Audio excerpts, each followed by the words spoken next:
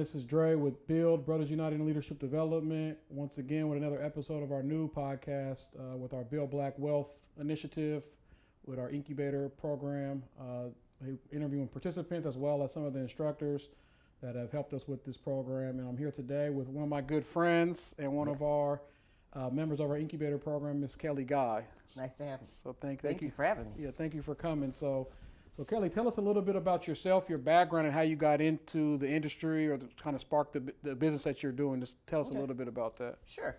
Well, you know me from a long time, back with the Parks Department. That's how I got started, working with youth and just youth development, community development. I was at the Parks Department for probably 12 years, and then I went to Casey Family Programs, which is a National Child Welfare Reform organization. Worked with them for 11 years, looked at the policies. We really looked at strategic partnerships across the nation to see how we could reduce the number of kids in care. Then came back to the Parks Department for a little brief time. And then now I'm at Swedish as their regional director for community health. And during the pandemic, my cousin's daughter, they live in Texas, she was going through some things being teased. And I've always had like this artistic side. And personally, I was creating these collages, and just with words at first, positive words, reinforcement. And then I found a cute little African-American profile with a little girl with Afro puffs and created a collage with positive words and imaging. It's like 3D, and sent it to her and said, you post this every morning, you look at it every morning and pick a word, right? Focus on that, and that's who you are. She got teased because she was dark skinned, and she's beautiful. Like, she's modeling. She's 10, right. And I'm like, they're just jealous. You modeling, you got straight A's. You're in a private Catholic school in Dallas, right, with predominantly Hispanic and white other students. So she doesn't have that, right, mirror image, right. And from there, I made another collage. Somebody asked me to make one, and then it just grew. And I thought, this isn't only for kids, it could be for adults too. Right. So I started looking online for different images, powerful African-American images. And they had lots of women. I found one male silhouette. So that's how it became. And my company, I decided to name it Mindful Soulhettes, because words matter and they're mindful, and we need to be mindful of our words, right, and how we talk, especially to our youth. Like, oh, you could have did better versus you had a great game, right? Let them tell you what they didn't, right, or could do better. And so that's how it's came to fruition. And so what I did with the one image is my friend had an idea, took some pictures of the images, and we started creating cards. And then somebody's like, you need to put that on a t-shirt. And I was like, well, hold up, I need to have more people than you. Right. So right now I'm doing posters and cards. And then the art pieces, I sell them online at craft fairs. And then people are calling me now to say, hey, can you individualize them? I want my son or daughter's name hidden in the words, or here's their favorite hobby. Do you have images that can reflect that? So I'm now looking, at stickers or other 3D images that stand out, right, and looking at how that applies to the overall piece. And then they're getting bigger. They started the wood profiles are probably about a 12 by 12, maybe even 10 by 10. Now I've got a 20 by 20, not a profile, but it's a portrait, a canvas. So people are asking for bigger things, and that's what I'm doing. I guess, difficult is I cut each word out of magazines and newspapers because I just don't want to print it out. Right. I want it to look different. Like a real collage. Like a real collage. Right. Well, magazines are becoming distinct, right. extinct. And so now I'm like online. Anybody who has any magazines, send them to me. And I want ebony and jets and essence. Jets out. Sorry, that's old school. But those images, I can find things in people or newspaper, but it doesn't reflect us. Right. Black is beautiful. My black is beautiful. That's on a hair box. Right. I can cut those out because they're in essence, right? Right. And utilize those everywhere. Essence has an issue saving our sons. We're not going to see that in a regular magazine. Right. Somebody wants to put that on there. So I've been asking around and collecting that. So that's how my business started. So if y'all got some magazines, definitely make sure you guys save them and send them Yes. Kelly's way. So did you always want to kind of get into this realm, or like I know you talked about youth development and just community development, and I'm assuming it was somewhat therapeutic, especially dealing with the pandemic, for you to explore your art. But is this something that you always kind of had a niche for? It's something I've always had a niche for. I know when I was working at the community centers, late night started at 19, and we used to do art classes and jewelry making. But it's always been like that entrepreneur spirit. When I was at Rainier and I saw the young girls, they'd be braiding their little boyfriend's hair, and then his friend would want their hair braided. I was like, hey, girl, you could charge them. Like, you might do your boyfriend free, but you might want to charge them, and helping our youth see how they could establish a business. But I didn't really think it applied to me. Right. And it wasn't until I sold several pieces where somebody was like, you need to have a business. And I was like, really? I was doing these for gifts and, selling them for less than what I was creating. Putting into them, right. Right. So then I had to meet with some other artists, and they helped me with pricing. And then I thought, okay, I could do this. I could do this. Cool. Right? This could be something after retirement that helps. Right? Yeah, make some extra money, and like you said, and bring positivity to somebody's life. And to you, yes. Yeah. So what is your motivation to continue doing like the work? You talk about community or like healing. You kind of touched on some of this stuff, and like who or what do you do it for? Like, and kind of like why? Like, you talked about even just outside of this one initiative that you're on, but just in general, like, you're in healthcare now.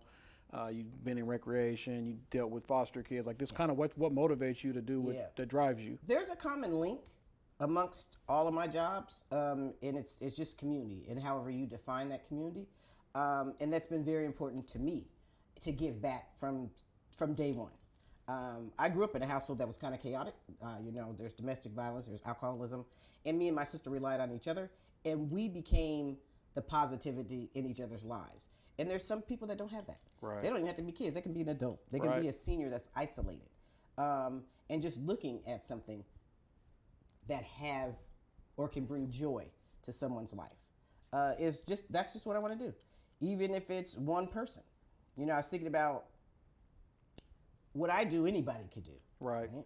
And having workshops for youth and having them make their own collages. It's not something that's trademarked. Anybody can make a collage. Right. And that's what I want. You can do it. Sit down. This may not be your art style, but what? Is it writing? Right. Is it rapping? Is it music? Production like this? And just giving them something to think about. That's something we'd be interested in talking to you about, because my son and Aaron Counts, they did this thing called Build Art Break, where my son's really into art, and Aaron Counts is he Youth Speaks in Seattle, and he started Creative Justice. Okay. In Seattle, so it's one of my long-term mentors. So we still want to continue to do some kind of art break, and we always try to intertwine some kind of art in a lot of our activities. My sister also, Monique, is really heavy in the arts, so it's maybe an opportunity for us to collaborate and partner and see how we can for sure get some of those workshops going. And like I said, I want to do more male profiles, and I reached out to the wood profile person on Amazon, and I was like, well, hey, if I find some African American male silhouettes, could you cut them in the wood for me? And we're trying to negotiate that. Figure it out. Oh, cool. Okay. So describe your journey a little bit. And you talked about this a little bit, just with your family and, how you and your sister kind of became community for each other. And then now you guys are rippling, that out. So kind of describe your journey towards success or to success, because people all define that correctly. And then what has been your biggest lesson learned as you're going through that journey? So I think going through my journey, like I said, I grew up kind of in a chaotic household, but even through that chaos, education was important. My dad didn't go to college. He went to community college, got a straight job, with the county, and retired there. My mom got her degree, after having 2 kids, but it was always important. So I went to local colleges. We couldn't afford it. My parents couldn't afford to send me to Spelman, which I got accepted to and was mad. So anytime somebody says, you're not married, I'd be like, if I had went to Spelman in Atlanta, I might be married. But anyway, that's another story. My sister was lucky enough to get a scholarship, go to UW, so education. Went to Seattle U, and people are like, well, you got a master's. I worked for 10 years at the Parks Department before I went and got back a master's. And I had a split shift. So I worked from 9 to 3-ish or however many took 2 classes and came back and closed the facility. Wow. So it wasn't, like I went to school straight. I was worked straight through. Right. I didn't want the city to pay for my education because I didn't want to give them 2 to 4 or 5 years or Right. however long. I wanted to have that freedom to take my education and do whatever right. was needed. So I worked, and I graduated from the University of Washington with a BA in 1989. I did not get my master's degree until 1996. So that just shows you, Right. Work. I could have went back for a PhD, but I don't want to be a teacher. I got my degree in public administration because I wanted to give back to the Right. public. I knew I was always going to be in that setting. I take courses all the time. Work doesn't have to pay. Right. If something interests me, better business writing, public speaking. I'm in Toastmasters now because I want to be able to influence the people that I work with. Right. And politicians to help change some of these healthcare laws to better serve our community. So that's been my journey, is always keeping myself educated. I didn't think I could be in healthcare. Right. Right. It took me reading the job description and being like, oh, I don't think I'm quite qualified. Having that self-doubt and Right. the imposter syndrome. Right. I Yep. had to overcome that. And still, to this day, I figure sometimes I go into rooms in the workplace and I'll shrink. And I have to, no, you know just as much. If not or more. Right. Right. You're just as you've led a group. So continuing to fight those battles. Yeah. But I try to surround myself with people like you. Yeah. Positive and giving back to the community, and making more strides than I could have foreseen, Right. which is great because I can say Andre is a great example. Right. Right, all of us are examples in our way. Right. 'Cause you don't see me in the workplace. I'm sure you could have some examples of. Okay, Kelly's better at this. Right. 2 years ago. So it's just a journey that I keep continuing, and I don't mind sharing my struggles because if you don't, all people see is that flashy stuff. Right. Not even the flashy stuff. Oh, you got a degree and you got a good life. Even some of my friends say that. Right. I'm like, what do you mean a good life? You had the same chance. Right. Right. Don't just say you, me. Look at you and figure out how we can change it. Yeah, I think it's important in talking about education is having space for community to have conversations around things like that because it's formal education, right? The steps you got to get based on what the system says, but it's also this lifelong learning. And I'm a definitely advocate for lifelong learning and then sharing. Like I said, sometimes we got to show the struggles and say, hey, this is where I came from. If I can do it, like I heard you say earlier, if I can do it, anybody can. Yep. And that's really what it is. And understanding that everybody's not going to make it the way the system is set up. There's more than enough resources for everybody to have enough. That's for sure. Nobody's going to dispute that.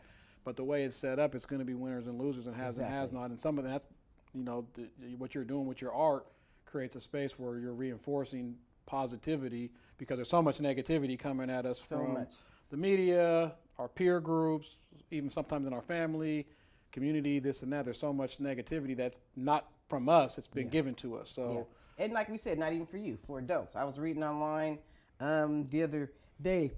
We've had a tough time in our community over the last couple of days, losing some important people.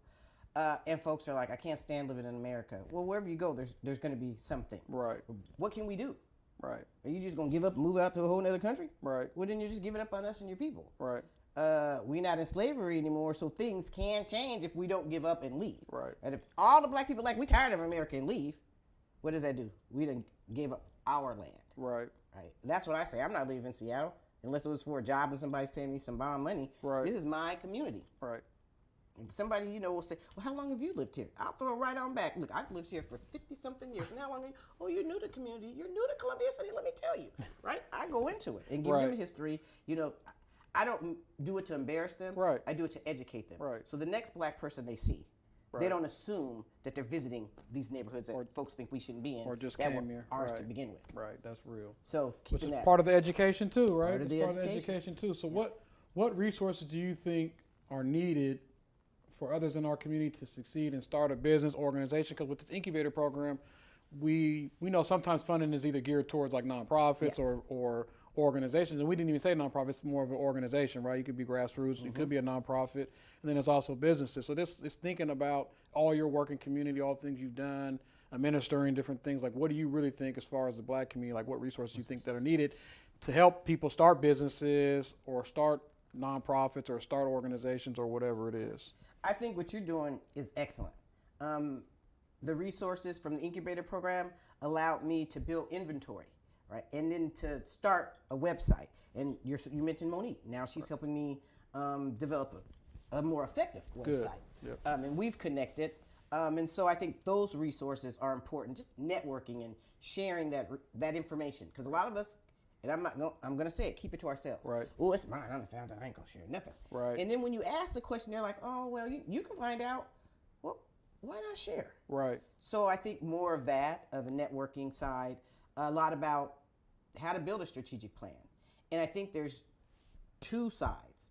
How to build a strategic plan for a business such as yours, or a marketing printing place, or somebody has a donut shop, Right. versus an artist. Right. Because I don't create art every day, and the pieces I create take a while, right? Right. So it's not like a mass production kind of thing. Right. Like I can put everything in the oven and it's out there. And so my plan will look a little different. And so making connections in that world, I think, is needed. For us business owners, entrepreneurs, connecting with each other. Right. So like for me in my art, I have a group of people and we do community fairs, art fairs, especially during Black History Month or Christmas. We call each other, girl, did you know, hey, dude, did you know this Opportunity. like, hey, if you don't have the money for a table, I'll float it to you. Right. Or we could share a table, right? Instead of saying it's, $150 for a table, bye. Right. Well, that type Right. of thing, which is really good. I have a network, but do other artists or business people have that same network? And so what I'd like to see is and I'm not going to say Black or African American, but a people of color directory. Right. And I used to be one a long time ago. And obviously, with it being electronic, I think it'd be really easy now with the digital People can add to it. You could be a shared we can add to document. it, right? I think that's needed. And just conversations. I know you guys have the sessions that we can get online. You promote those type of things just have to keep continuing. Yeah. And then the education of our young folks. How do we get into not even high schools? How do we get into grade schools and middle schools and start having this conversation? Right. I'm trying to figure out a way. I know the superintendent of the school district personally. Great family friend. He's open to these conversations. Right? How do we get to the teachers and the curriculum, director of curriculum, however that is, and start developing these? Because as you said, some kids aren't going to go to the traditional route for education. Right. We don't have a high school system that has vocational. Right. So we have to do that. Right. Right. You go to Texas, if I want to be a nurse or a mechanic, there's classes for that in high school. So when I come out, I'm set up. We need to start thinking about that. Right. So and that's part of. Thank you for saying that. I agree. And part of that's what the initiative is one.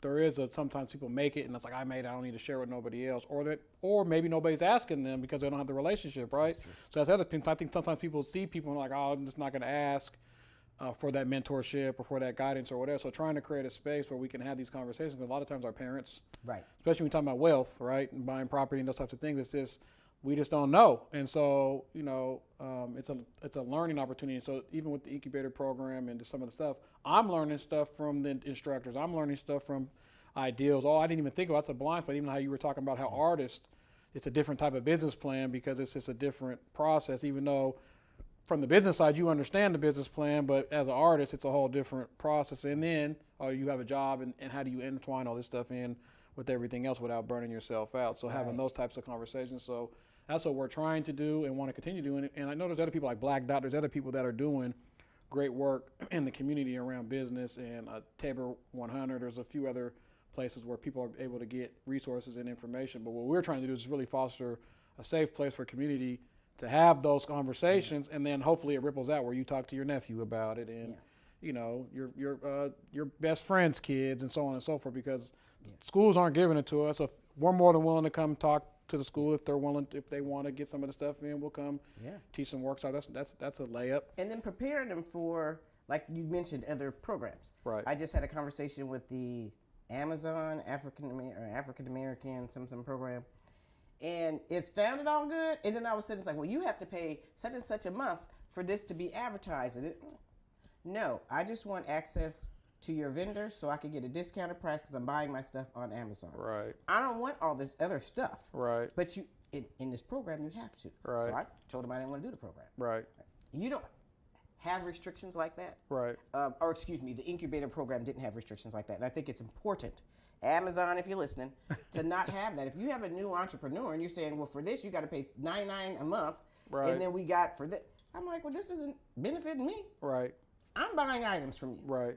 Right. So now I'm going to try to get straight to the distributor because they done made me mad. Right.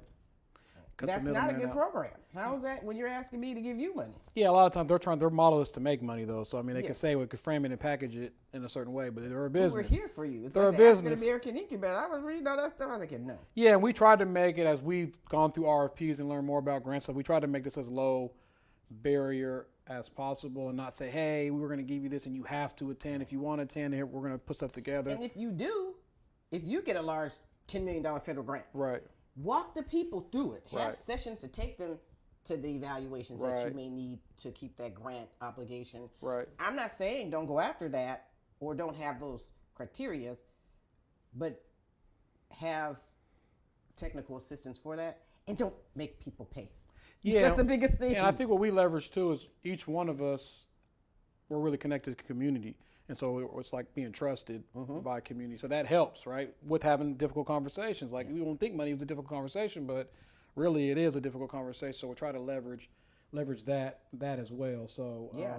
I mean, when I did the like I said, the inventory, when I went in and got to my little Vista print and I had a good discount, I was like, oh, for me to stack that much, it's gonna cost that much. Okay. Right. Right, well, I'm still trying to save for a house, right, a whole bunch of other stuff like your normal life, right, and that was timely. Right.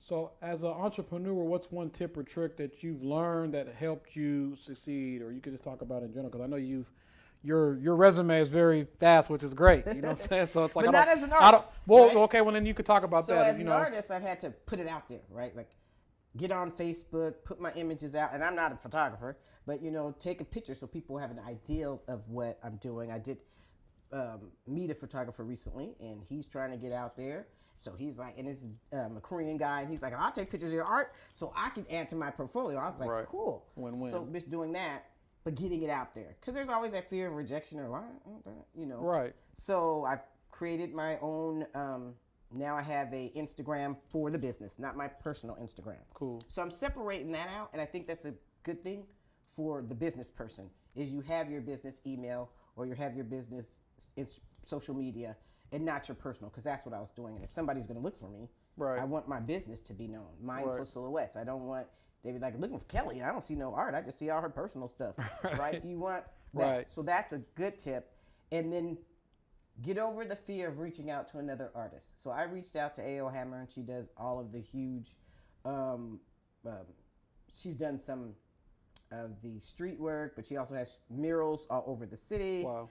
And I've saw her grow over the last 4 years, and she actually has like a YouTube page where she educates new creators and artists. And so I reached out to her and not be afraid. Right. And so she was like, well, how much do you charge for this piece? And I said, well, like $50. She's like, well, how much does, girl, this is how you should price it. Right. And I was like, well, and she's like, no, trust me. I did that when I started. So listening and taking it in. Right. I'm not the expert. Right. I upped the price, and it didn't stop folks from buying. Right. Right. So being open to that suggestion, it could even be a slight, I don't even want to say criticism. Right. It's feedback. A feedback and a tip to make you better. Right. And don't be scared. Right. Because there are some things she's like, oh, don't print that. I wouldn't use that medium, because it does this. Right. Have you tried resin? And that didn't work well at all. I tried and showed her. She's like, yeah, you need to stay away from that. So until we can get you really, really educated. Right. So being open, and I was like, thank you. So Cool. That's the biggest tip, I would say. What's the best advice that you can give someone that just like struggling to get started? I think you kind of talked about a little bit, like you were doing this, and it's like, I don't necessarily know if that's something that you could kind of sound like your process was a little more of a flowed into naturally, kind of with the amount of business you started getting, you kind of grew into it. But sometimes people just can't get over the hump of how do I get my business license? How do I get my EIN? How do I how do I do these things? Or just how do I just start entrepreneurially doing So I would things? say the biggest thing is I wrote me a little checklist. Like you said, I didn't know nothing about business license. I got online, City of Seattle. Well, I think I got the Washington State business license. And then I went to go do a art craft, a fair. And they were like, you got a City of Seattle. I was like, oh, I got to get that? Right? They're two different things. Yes. And so I didn't know that. So asking. Right. Again, Get online and then have a list of questions. Reach out. If you're a social media person, put it out there. I'm looking for somebody who can help me with a city licensing application. Right. Folks will respond. They will. They will. And because intrinsic, it's the nature of folks. So when they do respond, they really want to help. Yeah, and that's what we're tribal at heart. Yeah. So community, yeah. So and so when people say, well, I'm not going, that might be a word. No, they really want to help. And I found that has been probably the biggest thing is to use ask your grandpa, right? Ask so-and-so. Don't be like, right. He's too old, he don't know nobody. No, they do. Right. Well, sometimes we take people for granted because of what age range they're in. Some of the young kids I've reached out, I'm like, okay, a couple people want me to do this for their kids. What kind of games, what you doing? I don't have kids, so I'm not used to that language, right? Like the basketball. Somebody sent me an image and they're like, we want this on our son's image. I had to ask Leo, I said, what does this mean? And he said, oh, that means he killed them and the person's spirit is something, in the body, right? Like in the game. I was like, okay, right? I didn't know. And if I had to put it on there not knowing and something like that. So just being open and talking to folks at every edge level. Get the network. Level. Get the network going. Yeah. That's great advice. How do people, this is an opportunity for you to look right in the camera and connect with the folks. And also this information is definitely going to be in the description, our email address, Instagram, other information to get in contact. But I want to give you an opportunity to talk to the folks and tell them how to get in touch with you and your business. Okay. So I just realized, and this is crazy, I've been calling my own business kind of wrong because Mindful Soulhettes, it's Mindful Soul, Soulettetts, Mindful Soulhettes, because it's about our soul, not silhouettes. And it's mindfulsoulhettes@gmail.com. And I'm starting, I have an Instagram, Mindful Soulhettes on the Instagram. I don't have a Facebook page. I'm trying to figure out how to, once I get my website up, and I'm working on that. And it'll be Mindful Soulhettes, whatever the website is. So you can look that in the search engine coming soon. But also looking at how to use the Facebook store. Kind of different because some of those items, again, as an artist that does pieces, some of these marketplaces aren't where we need to go. Right. People are like, put it on Etsy. Well, Etsy, they're taking some cuts. Taking some stuff, and it's personalized. Is that something that's going to get someone's attention on Etsy? That might not be the best place. I might still be better off at going out personally and doing these craft shows and building my website. Right. So just being open to that. But that is how you could reach me, Kelly Guy, mindfulsoulhettes@gmail.com.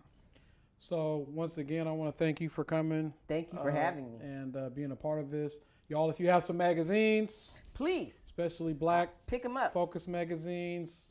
Email me. Email Kelly, and we'll make it happen. So once again, this is Dre with Brothers United Leadership Development. This is part of our incubator program. That's part of our Build Black Wealth initiative. So until next time, peace. Get informed about your rights as an employee working in the city of Seattle.